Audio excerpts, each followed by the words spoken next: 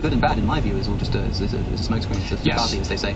I like, seriously, is it just like people talk about ethics as if it's objective? Yeah. Right? So, for example, can you define ethics? No.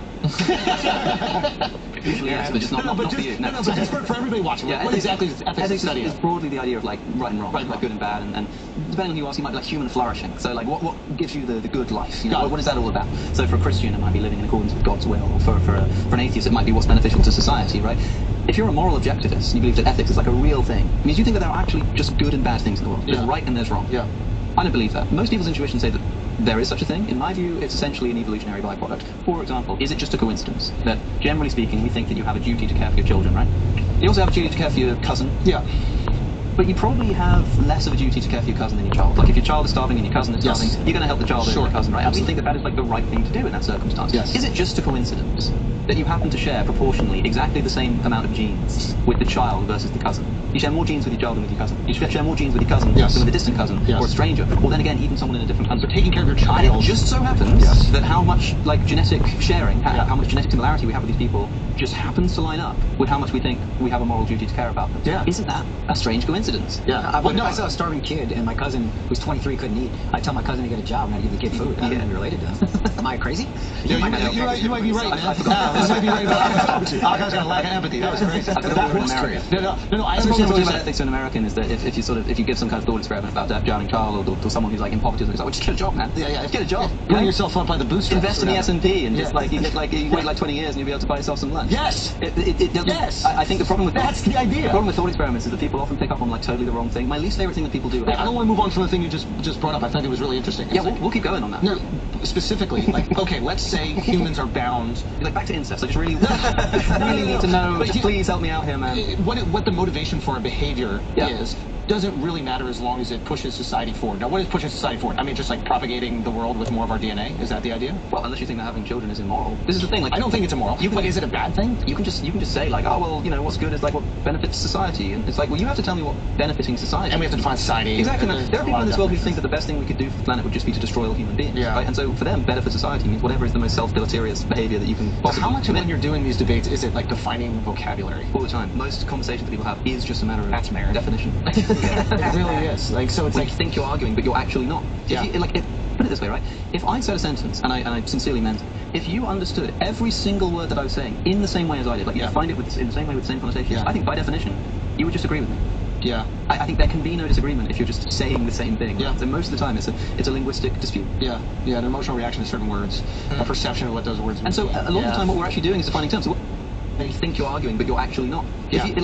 Serious behavior that you can possibly. How much when you're doing these debates is it like defining vocabulary? All the time. Most conversations that people have is just a matter of definition. It really is. Like, so it's like you think you're arguing, but you're actually not. Yeah.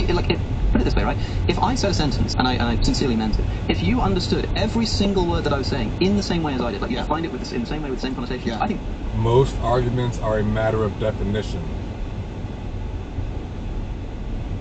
Linguistics. By definition, you would just agree with me.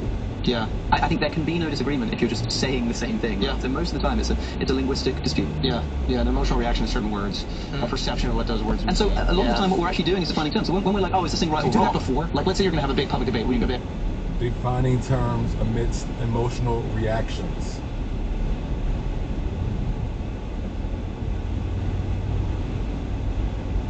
Hey, let's just decide what these different things mean so we don't get bogged down. You have to some degree, but most of the time the debate will sort of focus on what we're working. So if we're debating whether it's good or bad, that's annoying. It is, but you're trying to work out what good actually means. Because you say that incest is great, I say that incest is terrible. Why are you putting that part of me? Because it could have been anything, right? It's a hypothetical. It's a weird way to use it. What does that have to do? What are your ethics in that? I know how it feels. I'm going to put it on your Wikipedia page. We have to start the episode off with a banger. I had to introduce everybody else. My whole task now is I want to box you into an ethical corner where you have to admit that according to your worldview, incest is okay, just so I can then go and put it on your Wikipedia. Well, let's define what okay means. You know how it feels. Can we define okay? Depends what you mean by okay. I mean, yes, does anybody get harmed? I think I've actually heard the incest argument before, and I think that like. You think that incest is wrong? Yeah, I think I have like a knee-jerk reaction to say it's wrong 100%. But if the idea of wrong is like, does it hurt anybody? As long as you're not making a retarded kid, I guess it doesn't hurt anybody. And if both parties are consenting, then it's fine. Well, this is part of the problem. This is like, is gay incest wrong? Yeah, so not really. People often say like, well, you know, same-sex incest, and I'm like, why do you specify same-sex incest? And they're like, because well, otherwise there's the risk of having a child, and the child will be disabled. And I'm like, What's wrong with having a disabled child? Well, we know. Hold on, suddenly, We know. is that just like immoral? You have to make him a TikTok. That's a lot of work. That's a lot of work. That's a lot. Off to it. Did you guys watch what I posted? I'm sorry. Did you watch what I posted on Instagram the other day about the guy? It's got to be a TV show or something. But Oh, the specials. Is that from the specials? Yeah, where they go to the They go to Thailand, Yeah. and he doesn't believe in ladyboys. His retarded or his special needs or whatever brother doesn't believe in ladyboys. He goes, listen, they have willies. And he goes, no, they don't. And he goes, I'm not going to do the accent, but you can imagine it. He goes, Yeah, no, they offend don't. anyone. Exactly.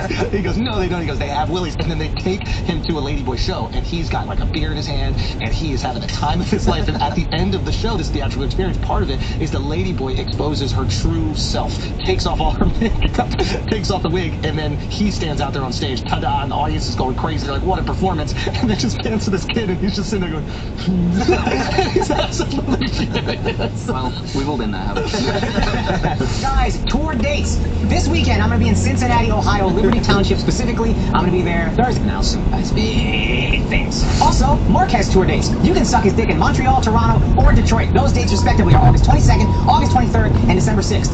Why is there such a big gap?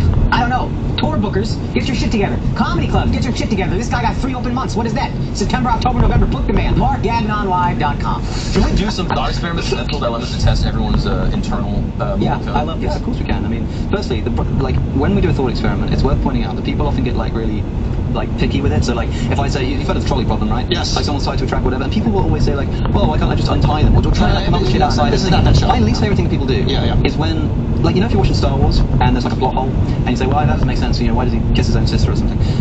Well, This is 2 for 2 right now. We're 2 for 2. I'm getting a bit of a reputation. Do you have siblings? I do. I have a brother. we tend not to talk too publicly about that. Can we just FaceTime him and see what he's wearing?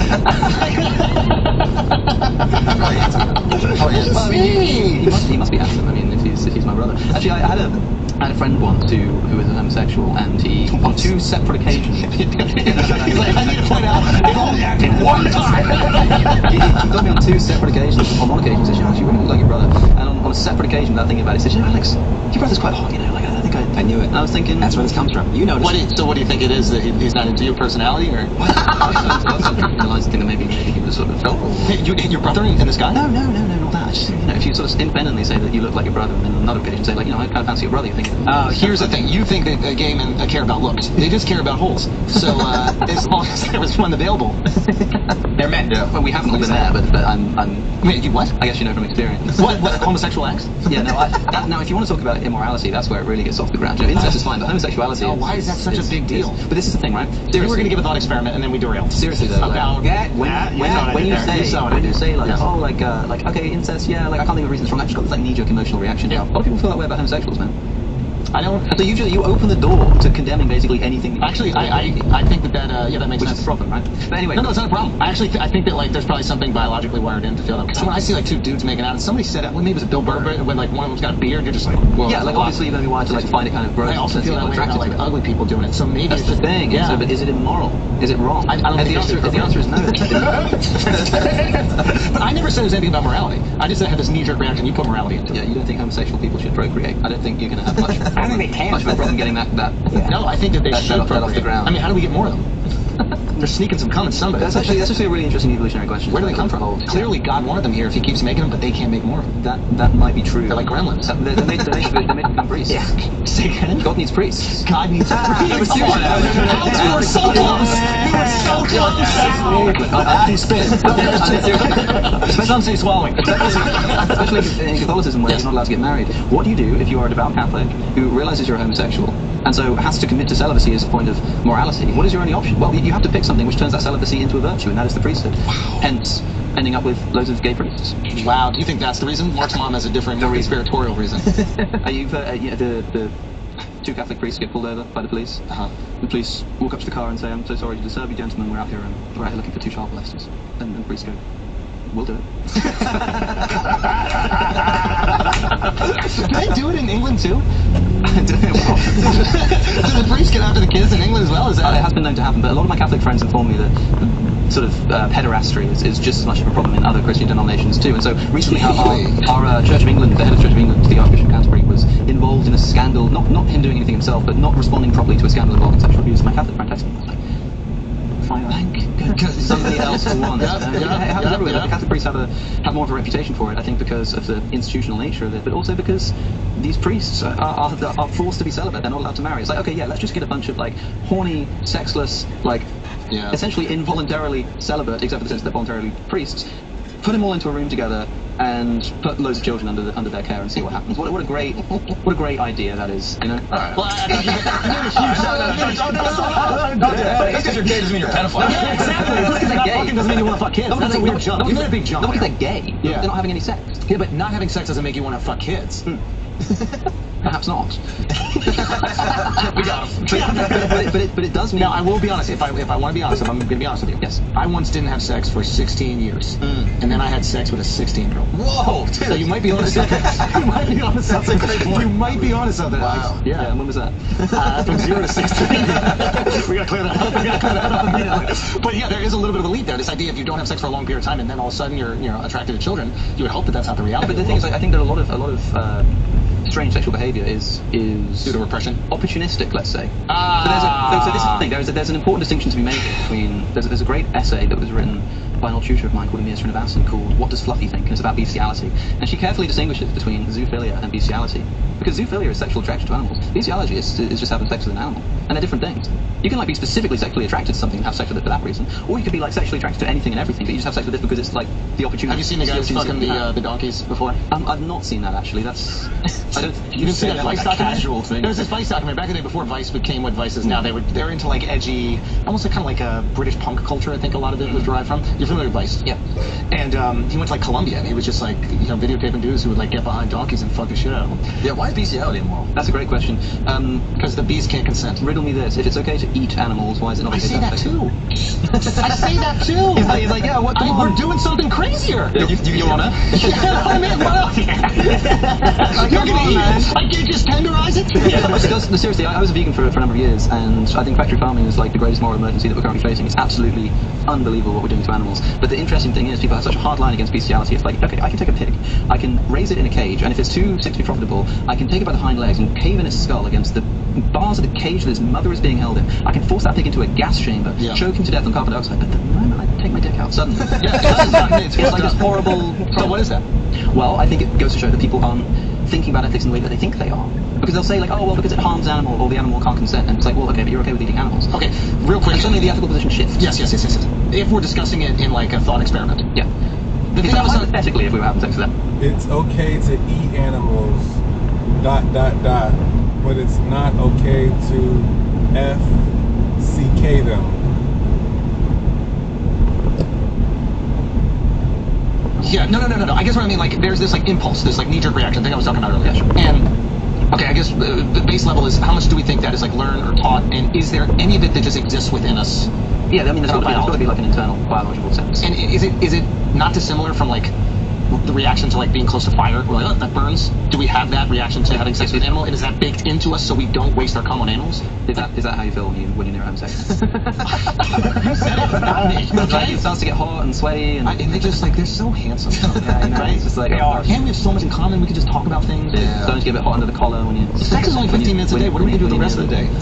I think that there is definitely an evolutionary instinct, but the thing is, what ethics probably is, broadly speaking, you asked for a definition, and I think a good definition of ethics is the continual process of trying to overcome our base animalistic material drives to act in accordance with what we sort of rationally think is the right thing to do. And why would something rational be better than what our base instinct is? Because our base instincts evolved in a totally different kind of organizational structure. We evolved like running around in tribes on the savannah, right? So, for example, tribes... You don't have to look it out for that. He looked at most. He saw Mark's forehead. He's like, yeah, some of us are more involved. I just know. Mark's gonna walk out here on his knuckles. You're right. Yeah, You're saying. You noticed that I've been looking at you every time I said homosexual. It's the mustache. The thing about evolving in that situation is that, like, you're going to be suspicious of anybody from a different tribe, right? And that makes sense. It makes sense to be suspicious of anyone who doesn't look like you, because there's, like, no reason to trust them. You're not doing, like, trade with them. That doesn't exist. Sure. You're just fighting each other. And so you just evolve this knee-jerk reaction to be distrusting people who don't look like you. Then